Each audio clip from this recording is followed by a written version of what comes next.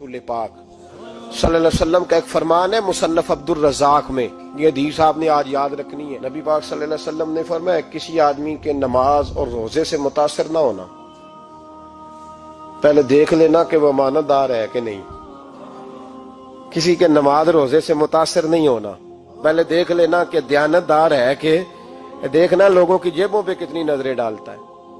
फरमाया बहुत सारे नमाज रोजे वाले धोखेबाजी करते हैं, दयानती न करें, अपने ओहदे का पास रखें, अपने मनसब का ख्याल रखें।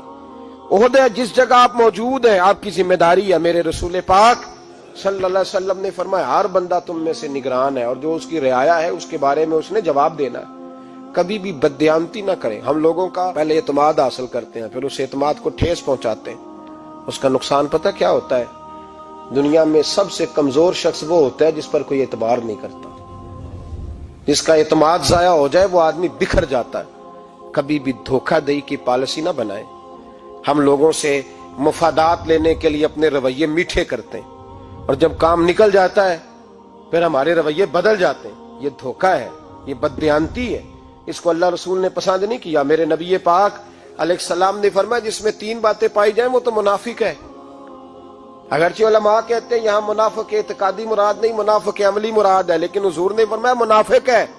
या रसूलल्लाह कौन? फरमाया वो बंदा जब बात करे तो झूठ बोले, जब वादा करे तो मुखालफत करे, जब अमानत रखी जाए तो बददयानती करे। ये तो बंदा मुनाफिक है। हजरत अबू नूर अलैहिर्रहमान ने लिखा है, फरमाते हैं महमूद गजनवी का दौर था तो एक आदमी महमूद गजनवी के पास ना अपना बादशाह मेरा केस बड़ा निराला है। बादशाह सलामत ने कहा वो किस तरह?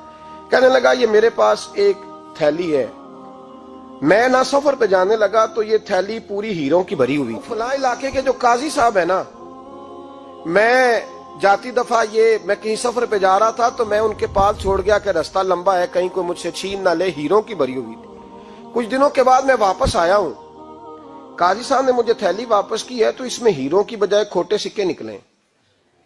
अब मैंने काजी साहब से कहा है तो काजी साहब तो मेरे गिरेबान तक आते हैं, वो कहते हैं बता कहीं से फटी है, खुली है?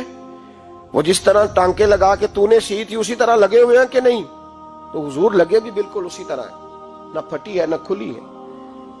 अब मैं लुट गया हूं, मेरी कुल उम्र की कमाई जाया हो गई, खोटे सिक्के कहां और हीरे कहां? तो मेहरबानी करें और आप की बारगाह में अल्लाह रसूल के नाम पर हलफ देता हूं कि मैं हूं बिल्कुल सच्चा। महमूद गजनवी कहने लगे तू जा, थैली छोड़ जा और जब मैं तुझे बुलाऊंगा फिर दोबारा आना। वो शख्स चला गया। महमूद गजनवी उठे, दरबार बर्खास्त किया, लोगों से कहने लगे चले जाओ, मैं 3 दिन के लिए सैर करने जा रहा हूं, 3 दिन के बाद लौटूंगा। अकेले जब रह गए ना महमूद दरबार में तो महबूब ने छुरी मंगाई। वो जिस तख्त पे बैठते थे वहां गद्दा बिछा हुआ था, ये गद्दा पड़ा है ना, वो गद्दा बिछा हुआ। तो महमूद ने छुरी के साथ उसको फाड़ डाला और छुरी जेब में रखी निकल गए। कहने लगे मेरे बाद कोई मेरे दरबार वाले इहाते में दाखिल ना हो। महमूद चले गए। अब वो सफाई करने वाला जब आया ना, उसने आके देखा तो गद्दा तो फटा हुआ है। उसने शोर डाल दिया, पहरेदार भी आ गए, फलां साहब भी आ गए, फलां साहब। उसने कहा ओ खुदा के बंदो उसका गद्दा फट गया है, वो तो मार डालेगा। उसने कहा था सिवाय यहां आया भी कोई नहीं, पहले दिन ही फटा हुआ है तो लटका देगा सबको, क्या करें? शोर हो गया, सारे दरबार के मुलाजिमीन इकट्ठे हो गए। एक बंदा बोला, कहने लगा फिक्र ना करो, मैं कैसे बंदे को जानता हूं, इस तरह सिएगा कि जिसने फाड़ा होगा उसे भी पता नहीं चलेगा कहां से फटा था। ऐसा बेहतरीन रफू करेगा कि पता भी। उसने कहा यार हम सारे एक महीने की तनख्वाह देते हैं, तू बंदा बुला। वो बुला लिया उसको, उसका नाम अहमद रफूगर था। वो आया, उसको गद्दा दिखाया, उसका यार इस तरह सीना पता ना चले। उसने कहा फिक्र ही ना करो, मैं बड़ा कारीगर हूं। बड़े बड़े कारीगर लोग नहीं हमारे मुल्क में पाए जाते, कोई निशान छोड़ते हैं पीछे। बड़े कारीगर का पैसे होने चाहिए, बड़े बड़े कारीगर बंदे। आप यकीन करें ऐसा ऐसा फलसफा, ये उम्रा इबादत है ना, सरकार दो आलम सल्लल्लाहु अलैहि वसल्लम की बारगाह की हाजिरी बड़ी नेमत है ना। तो सऊदी गवर्नमेंट ने पाबंदी लगा दी, खैर उनकी भी ज्यादती है। इस तरह की पाबंदियां शरीयत इस्लामिया में जायज नहीं। अल्लाह के घर मुसलमान जब चाहे जा सकता है, लेकिन वो कहते हैं जी 2000 रियाल दे जिसने 2 साल बाद भी आना है। उन्होंने पाबंदी लगाई तो हमारे एजेंटों ने भी कई खास ट्रेनिंग हासिल की हुई है, पता नहीं कहां से सीख के आए, उन्होंने भी रास्ता निकाल लिया। एक साल से मैंने कहा कि जनाब वो 2000 रियाल लग गया तो क्या करना है? कहने कोई मसला नहीं, पासपोर्ट नवा बनवा लो। गुंजाइश है, यानी हर शय का हल है। और मैंने कहा यार अब उमरा करने जाते वक्त भी बंदा धोखा दे के जाए, अल्लाह के घर जाते वक्त भी इस तरह की हरकत करे, क्या हाल हो गया। हर चीज का लोगों ने हल निकाल लिया, हर चीज का लोगों ने स्टाइल बना ली। ऐसा न करें, ये दुरुस्त नहीं। अहमद रफू कर कहने लगा इस तरह सीऊंगा कि फाड़ने वाले को भी पता नहीं। उनका पैसे ले यार तू सी दे। उसने सी दी, अगले शाम ही ला के बिछा दिया गद्दा।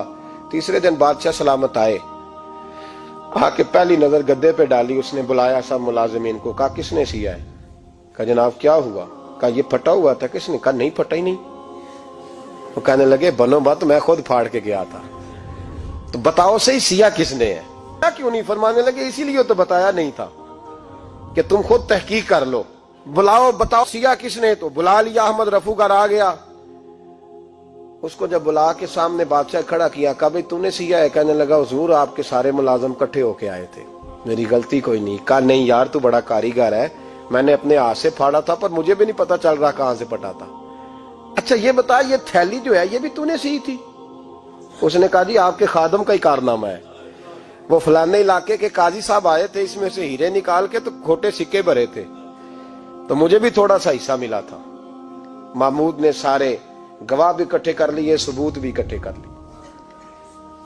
फिर काजी को बुलाया, पहले सारे सबूत और गवाह केस हल कर लिया। फिर हमारे यहाँ ये हाल होता है कि मुदई 2-3 हफ्ते के बाद खुद ही हाथ बांध जाता है, कहता तुसी मेरी जान छड़ो, मुजरम फड़ो भावे ना पड़ो। वो कहता है मुझे माफी दो, मैं रहा। जुल्म है ना, जुल्म ज्यादती है कि जो बेचारा इतने सवाल मुजरम से नहीं होते जितने मुदई से होते। अब यकीन करें इतने सवालात होते, बेचारा हफ जाता है। ये तरीका दुरुस्त तो नहीं। एक लुट गया और दूसरा तरह तरह के सवालों के जवाब देता फिरे बेचारा। सारे सबूत इकट्ठे करके काजी साहब को बुलाया, तन्हाई में ले जाके। महमूद गजनवी ने कहा काजी साहब आपसे गलती हो गई, गरीब आदमी था, वो लुट गया है, उसने तो बड़ी मुश्किल से कुछ हीरे जमा किए थे और उसकी कुल कायनात थी, तो आप उसका माल उसे दे दें, बात खत्म। काजी साहब कहने लगे आप मुझ पे इल्जाम लगा रहे हैं, सवाल ही नहीं पैदा होता। आप मेरी दाढ़ी देखें, आप मेरा एजाज देखें, दुनिया जानती है मैं। काजी साहब इंसान भूल ही जाता है, बंदा भूल जाता है, गलती होगी माल ने। कहा नहीं सब, कहा मैं तन्हाई में पूछ रहा हूं, मैं उस वक्त पूछ रहा हूं जब दूसरा मौजूद कोई नहीं। आज तौबा कर ले, मैं कुछ नहीं कहूंगा, तू मेरी जुबान पे एतबार कर, तुझे पता है मैं जो कहता हूं उस पे अमल भी करता हूं, बाज आ जा। पर काजी ने कहा नहीं मेरी गलती कोई नहीं। महमूद ने फिर भरे दरबार में बुला लिया। मजमा-ए-आम में मोहलत के दिनों में जो तौबा कर ले वो बच जाते हैं, के दिनों में फिर वापस लौटते हैं अगला घर देख के, फिर हालात और तरह के हो चुके होते हैं। जब भरे दरबार में काजी को बुलाया, भाई तू मानता है कि नहीं? उसने कहा नहीं। तो कहा बुलाओ अहमद रफूगर को। जब वो अहमद रफूगर आया तो बूढ़े काजी की टांगे कांपने लगी, जुमले टूटने लगे, लफ्ज जमीन पर गिरने लगे, बात सही नहीं होती, जुबान लड़खड़ाने लगी। महमूद कहने लगे काजी मैंने तुझे कहा था वहां मान जा बात, अब भरे दरबार में बोल। तो जब काजी साहब की गर्दन खुद ब खुद झुक गई तो दुनिया समझ गई। कहा निकल जा मेरे दरबार से। महमूद बोले निकल जा, इतनी तुझे इज्जत दी, इतनी बड़ी तनख्वाह दी, काजी बनाया, और ये थोड़ी सी रकम के लिए, थोड़ी सी रकम के लिए तू बददियानत हो गया, चल चला जा, निकल। काजी दरबार से निकला तो लोग लानतें बरसाने लगे। कल जो दुकानें छोड़ के सलूट करने आते थे वो कहने लगे इसकी उम्र देखो, इसके काम देखो, देखो इसने क्या किया। घर गया, बच्चे जिनके लिए पाप कमाया था, जिन्ना ली तू पाप कमाए हुन किथे नहीं हो तेरे घर दे, वो बच्चे कहने लगे अब्बा जी हम तो स्कूल मदरसा जाने के काबिल नहीं रहे, उम्मीद थी कि बीवी साथ देगी। वो कहने लगी मैं मेके कैसे जाऊंगी, गली की औरतें तरह तरह की बातें बनाती हैं। और भाई कामयाबियों के बड़े सरबराह होते हैं, कोई कामयाब हो जाए तो सारे कहते हैं मेरी सपोर्ट से हुआ है। नाकामियां हमेशा यतीम होती हैं, नाकामियों का कोई सरबराह नहीं होता। जब तक तो काजी था तो बड़े बात थी, हर बंदा कहता था रिश्तेदार है, और रुसवाई हो गई तो वो तेरी आंख हो या संगे मलामत की चुभन, कौन पहुंचा है मेरे दर्द की गहराई तक। दौरे शोहरत में तो यारों ने किया याद बहुत, साथ आया ना कोई कूचे रुसवाई तक। और मियाँ साहब कहने लगे सारी उम्र ही आटा गुद्द है, मैं लखा कीते नहीं पेड़े, अब नहीं हूं बैठा नेड़े, हालात ही बदल गए। काजी खामोशी से अंदर चला गया, अपनी रुसवाई समेट के बिस्तर पे लेटा, نہ روٹی کی بھوک لگی، نہ پانی کی پیاس لگی، نہ نیند آئی، ساری رات تڑپتا رہا۔ سویرے گھر والوں نے دروازہ کھولا تو روح پرواز کر گئی تھی، دنیا چھوڑ گیا۔ حضرت ابو نور علیہ رحمہ بولے، فرمانے لگے یاد رکھو کبھی بددیانتی نہ کہ تو محمود غزنوی کی عدالت تھی، قیامت میں رب کریم کی عدالت لگے گی۔ اور فرمایا وہاں تو گواہی دینے والا احمد رفو گر تھا، قیامت میں تو تمہارے اپنے ہاتھ پیر گواہیاں دیں گے، ہمارا اپنا وجود گواہی دے گا۔ اور فرمایا یہاں تو لانتے دنیا دار برساتے تھے، وہاں فرشتے ہوں گے۔ اور قاضی کو تو موت آ گئی تھی، قیامت میں تو دوبارہ موت بھی کوئی نہیں آئے گی، وہاں تو رہنا ہے اور سہنا ہے۔ بددیانتی معاشرے میں، اتنی بددیانتی ہر جگہ۔